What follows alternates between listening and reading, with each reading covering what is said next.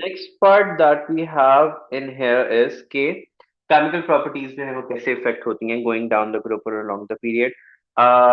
Reactions पहले उसने with respect to oxygen chlorine show किए हुए हैं and then with water show किया हुआ है। हमें पता है कि जो मोस्ट रिएक्टिव मेटल होता है उसकी उतने ही ज्यादा विगरस रिएक्शन होता है with the rest of it, क्योंकि जो मेटालिक बिहेवियर होता है और जितना ज्यादा मेटालिक बिहेवियर होगा उनके कंपाउंड्स उतने ही स्टेबल बनेंगे हमारे पास, उनके रिएक्शंस उतने ही क्या होंगे हमारे पास विगरस जो है वो हमारे पास होते हैं। तो अगर सोडियम वर्सेस मैग्नीशियम के अंदर वो कहता है कि मैग्नीशियम ने जो है विगरस रिएक्शन दिया एज कंपेयर टू सोडियम, तो व्हाट डज दैट मीन कि magnesium is more reactive than sodium. ठीक है। या अगर सोडियम ने स्टीम के साथ रिएक्शन दिया और मैग्नीशियम ने कोल्ड वाटर के साथ भी रिएक्शन दे दिया, it means which is more reactive, magnesium is more reactive. तो जितना ज्यादा विग्रस रिएक्शन होता है वो इंडिकेट करता है उस चीज को कि वो उसकी रिएक्टिविटी कितनी है। And we are only discussing in terms वो हाइपोथेटिकली हमने ये बात बोली थी मैग्नीशियम एंड सोडियम के अंदर दोनों की रिएक्टिविटी जो है वो स्ट्रांग होती है, विग्रस रिएक्शन नहीं देते हैं। जैसे उन्होंने पहले दिखाया हुआ है कि sodium is a silvery white metal, हम उसको किसमें स्टोर करते हैं, जूनियर क्लासेस में पढ़ा था, हम उसको मोस्टली ऑयल में स्टोर करते हैं क्योंकि जैसे ही वो बाहर निकलता है फौरन से क्या बना लेता है, ऑक्साइड बना लेता है। अब ऑक्साइड देखो किस तरीके से उसने बनाई हुई है, ये मैं आपको वो डिस्कस करते हैं। ऑक्सीडेशन स्टेट आपको याद होगा कि फॉर्मूला किस तरीके से बनता है, फॉर्मूला इस तरीके से बनता है कि ऑक्सीडेशन स्टेट्स क्या होती हैं, क्रॉस मल्टीप्लाई होती हैं। If Na positive and O2 negative तो ये क्रॉस मल्टीप्लाई होंगे और ये बना देंगे Na2O। ठीक है। अब बाकी बैलेंसिंग ऑफ केमिकल इक्वेशन हम सर याद है ये तो। but in excess of oxygen it forms a pale yellow sodium peroxide। Limited oxygen में वो सोडियम ऑक्साइड बनाता है, एक्सेस में वो सोडियम पेरोक्साइड बना देता है हमारे पास। Magnesium is relatively hard and is also extremely reactive metal. When ignited, magnesium burns in oxygen with an intense white flame to give a solid magnesium oxide। Chlorine में भी NaCl और MgCl2 बना देंगे हमारे पास, दोनों के रिएक्शन इंटेंस होंगे। White solid form होगा मैग्नीशियम क्लोराइड के केस में, और सोडियम क्लोराइड भी जो है वो वाइट ही सॉलिड होता है हमारे पास। बाकी कलर से हम लोग अंदाजा लगाते हैं कि सोडियम क्लोराइड है या मैग्नीशियम क्लोराइड है हमारे पास।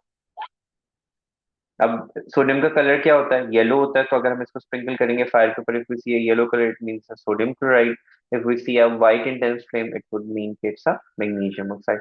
और व्हाइट इंटेंस फ्लेम क्यों निकल रहा है हमारे पास, क्योंकि मैग्नीशियम ऑक्साइड फॉर्म हो रहा होता है। मैग्नीशियम ऑक्साइड का कलर क्या होता है, व्हाइट। और सोडियम ऑक्साइड का कलर क्या होता है, येलो। इस वजह से हमें ये कलर्स दिख रहे होते हैं उसके अंदर। Reaction with water, sodium reacts violently with cold producing hydrogen. हमें हम लोगों ने ये एसिड बेस और सॉल्ट की प्रीवियस क्लासेस में पढ़ा हुआ था कि मेटल जब है वाटर के साथ रिएक्ट करता है तो हमारे पास क्या बनाता है, सोडियम हाइड्रोक्साइड देगा एंड हाइड्रोजन देगा।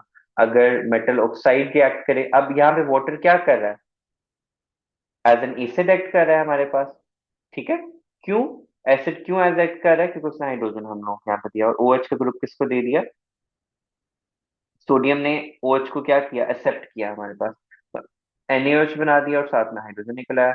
सिमिलरली जब मैग्नीशियम है, magnesium react slowly with cold water which means कि सोडियम के कंपैरिजन में मैग्नीशियम क्या है, less reactive metal है हमारे पास। And it forms with cold water to form a thin layer of magnesium hydroxide on its surface which forms protective coating that stops further reaction। Steam में however it would form magnesium oxide और साथ में हमें क्या देगा, hydrogen. Magnesium oxide again white in colour है, तो हमारे पास उसकी निडिफिकेशन वहीं से ही हो जाएगी। स्टीम के अंदर व्हाइट फ्लेम अगर बन रहा है तो मीन मैग्नीशियम ऑक्साइड फॉर्म हो रहा है। बाकी ऑक्सीडेशन स्टेट्स हमें पता है कि ग्रुप 1 2 3 4 5 6 7 की ऑक्सीडेशन स्टेट्स फिक्स्ड होती हैं। ट्रांजिशन मेटल्स की ऑक्सीडेशन स्टेट्स क्या करी होती हैं, वेरी करी होती हैं। ऑक्सीडेशन स्टेट्स कैलकुलेट किस तरीके से की जाती हैं, जैसे Ma, अगर हम MgO की बात करें तो दोनों की ऑक्सीडेशन स्टेट क्या है, मैग्नीशियम की +2 है, इसकी ऑक्सीजन की क्या है, -2 है। Al2O3 में बात करें तो इसकी ऑक्सीडेशन स्टेट यहाँ पे क्या बन रही है, -6, तो इसकी ऑक्सीडेशन स्टेट क्या होगी, +6। यहाँ पे इसकी ऑक्सीडेशन स्टेट -4 बन रही है तो सिलिकॉन की ऑक्सीडेशन स्टेट क्या बन रही होगी, +4। यहाँ पे अगर ऑक्सीजन की ऑक्सीडेशन स्टेट -10 बन रही है तो फॉस्फोरस की क्या कर बन रही होगी, +10। ठीक है। क्वेश्चन। और अगर हमें इनकी जो वैलेंसी फाइंड आउट करनी है तो वो हम इनके नंबर से फाइंड आउट कर सकते हैं कि ऑक्सीजन की वैलेंसी क्या है 2, ऑक्सीजन की क्या है, सॉरी ऑक्सीजन की 2 है और फोस्फोरस की हमारे पास क्या है 5 बन रही है। जैसे सल्फर के केस में ऑक्सीजन की अगर वैलेंसी सॉरी ऑक्सीडेशन स्टेट -6 बन रही है तो सल्फर की क्या बनेगी, +6। ऑक्सीजन अगर -7 में है, -14 में है, तो क्लोराइड आइन यहाँ पे पॉजिटिव ऑक्सीडेशन स्टेट में एग्जिस्ट कर रहा होगा। तो नीचे उसने डिस्कस भी किया हुआ है, तो maximum oxidation number increase in the periodic from +1 in sodium, +2, +3, +4, +5, +6, +7 and +7 in chlorine. Because यहाँ पे हमारे पास देखो इसकी +7 आ रही है, इसकी -7 आ रही है, तो इन दोनों को 2 से मल्टीप्लाई किया तो क्या बन गया, 14 एंड 14। ठीक है। अब हाउ डू वी नो कि यहाँ पे क्लोरीन की ऑक्सीडेशन +7 बन रही है, वो हमें इस तरीके से पता लगा कि क्लोराइड के कितने आइन है हमारे पास Cl2O7 के अंदर। तो क्लोराइड के हमारे पास 2 है तो हम 2x लिख टू देंगे। है। ऑक्सीजन के हमारे पास कितने हैं, 7, और उसकी ऑक्सीडेशन स्टेट क्या है, -2 is equal to to 0। Atom as वो compound as a whole neutral होता है, हम यहाँ पे इसको ले जाएंगे तो ये बन जाएगा +14। तो x is equal to 14/2 which is +7। तो वो इस तरह हम ऑक्सीडेशन स्टेट्स कैलकुलेट करते हैं हमारे पास। यहाँ पे सल्फर की ऑक्सीडेशन स्टेट क्या है, +4, and why is that, cause oxygen की -2 होती है, तो दो मोल्स हैं इसके, तो -4 हो जाएगी। तो अगर ये -4 है और ये एज अ होल न्यूट्रल है तो it must have a +4 valency. Whereas यहाँ पे इसकी वैलेंसी कितनी बनेगी, +6। कैसे, बिना कैलकुलेशंस के कर लिया, क्योंकि मुझे पता है ऑक्सीजन की -2 होती है तो यहाँ पे -6 ऑक्सीजन बन की रहा है। -2 होती तो है, -6 बन तीन रही है तो हाइड्रोजन सल्फर बॉन्ड। कंपैरेटिवली इसमें क्या होगा, +6 -6। एग्जिस्ट कर रहा होगा। बाकी जो मेटल ऑक्साइड्स होती हैं वो बेसिक इन नेचर होती हैं, जो नॉन मेटल ऑक्साइड्स होती हैं वो basic in acidic in nature होती हैं। तो उसने वही पॉइंट दोबारा रिपीट किया हुआ है, metal oxides are basic in nature और non metal oxides are acidic in nature.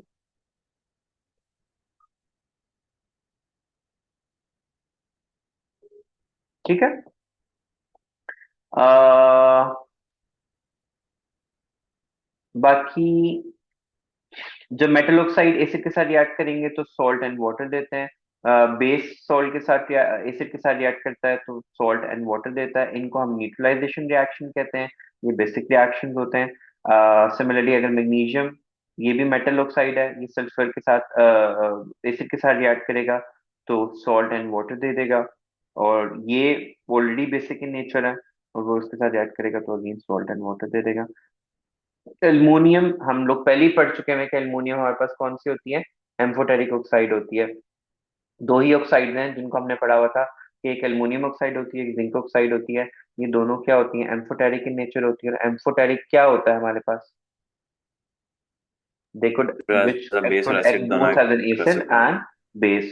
तो oxide and hydroxide of aluminium are amphoteric in nature, तो जब ये रिएक्ट करेंगे तो हमारे पास एक कंबाइंड सॉल्ट दे देंगे और वाटर देन। तो यहाँ पे जब उसने बेस के साथ, अब ये देखो ये एसिड था, ये बेस था, ये वाटर हमारे पास आ गया, तो उसने सोडियम एल्यूमिनेट बना दिया। यहाँ पे इसने Na लिखना था, उसने गलती से Na लिख दिया। और Al2O3 यहाँ पे as an acid react, sorry base react करेगा, ये एसिड है तो हमारे पास सॉल्ट एंड वाटर आते हैं, क्योंकि हम पढ़ चुके में हैं क्लोराइड्स, नाइट्रेट्स, सल्फेट्स जो होते हैं ये सब हमारे पास क्या होते हैं, when attached with the metal they give us salts.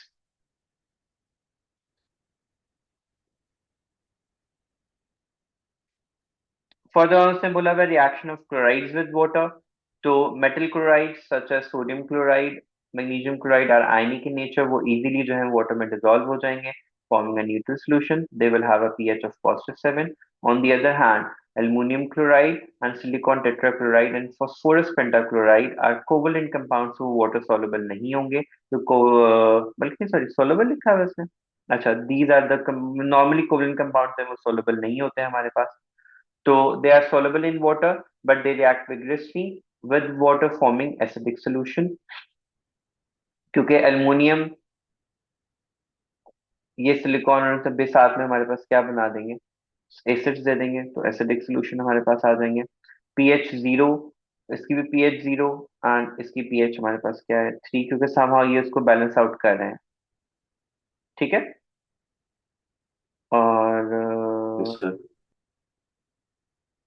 forming what, these solutions have a low pH, whereas उसने 3 and 0 pH लिखी हुई है तो वो स्ट्रॉन्ग ही होती है हमारे पास।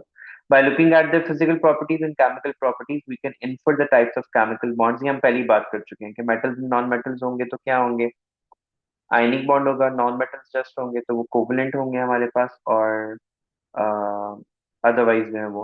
अब यहाँ पे इसमें वो वाला पॉइंट डिस्कस किया हुआ है कि by looking at the physical and chemical properties we can infer the type of chemical bonds present in them. Ionic compounds usually have higher melting and boiling points, dissolves in water and conduct electricity when molten or in aqueous state. Covalent compounds क्योंकि water soluble नहीं होते और वो weaker होते हैं as compared to ionic bonds, so they have low freezing and boiling points and also insoluble in water, and they do not conduct electricity whether they are in molten states or ionic states, because उनके पास कोई free ions या electrons नहीं होते.